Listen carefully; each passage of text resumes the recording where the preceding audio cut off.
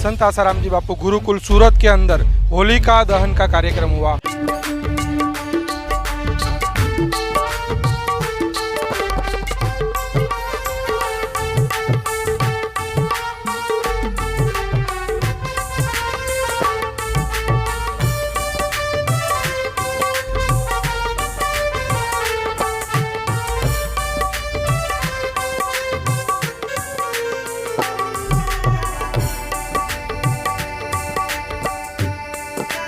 होली पूर्णिमा है तो दक्षिण गुजरात के सब साधक लोग बाल संसार के साधकों की मीटिंग हुई और गुरुकुल में हर साल होलिका दहन किया जाता है, तो आज होलिका की पूजा दहन किया गया। होली की महिमा तो हमारे पूर्वजों के द्वारा बहुत उत्तम और बहुत अच्छी है।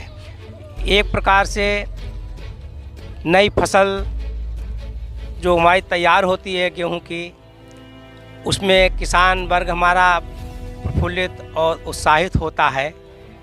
एक कारण तो ये है। दूसरा कारण ये है कि हम जो आपस में एक दूसरे की जो जीवन के अंदर बैर मनस्ता बुराइयां आती हैं, उन सबको भुला करके हम आपस में प्रेम सौहार्द भाव स्थापित करना भी ये हमारा होली का पर्व एक संकेत देता है।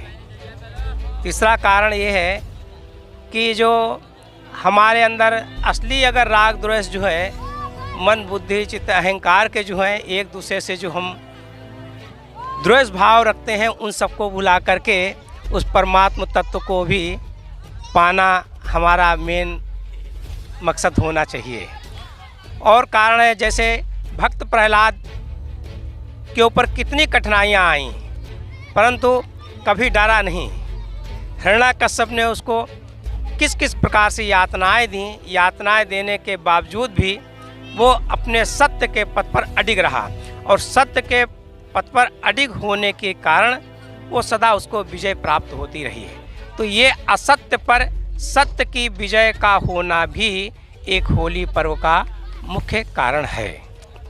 जीवन में मनुष्य को कभी भी किसी भी विषम परिस्थितियों से डरना नहीं चाहिए, घबराना नहीं चाहिए और सत्य के पथ पर अग्रसर होते रहना चाहिए, जिससे उसकी विजय निश्चित है। होलिका जल गई लेकिन प्रहलाद नहीं जल पाए, तो हमेशा सच्चाई की जीत होती है। झूठ कपट हमेशा हारता है लेकिन सच्चाई हमेशा विजेता होती है। दूसरी बात बापूजी बताते हैं, होली हुई तब जानिए पिचकारी सदगुरु की लगे, सब रंग कच्चे जाए उड़ एक रंग पक्के में रंगे। लेकिन पूज्य बापूजी ने पलाश के रंगों के द्वारा होली मनाने का हमें अवसर प्राप्त किया है। पलाश का शरबत भी जो पीता है उसको साल भर गर्मी सहन करने की ताकत मिलती है। गर्मी के मौसम में गर्मी उसको ज़्यादा असर नहीं करती। ऐसे ही ये होली के रंग से रंगते हैं, पलाश के फूलों के द्वारा रंगते हैं, तो हमको गर्मी सहन करने की शक्ति मिलती है और चमड़ी के कई रोग भी उसमें ख़त्म हो जाते हैं। तो ऐसी होली का पर्व यहाँ पर मनाया गया है। आपने देखा आज संत आसाराम जी बापू गुरुकुल सूरत के अंदर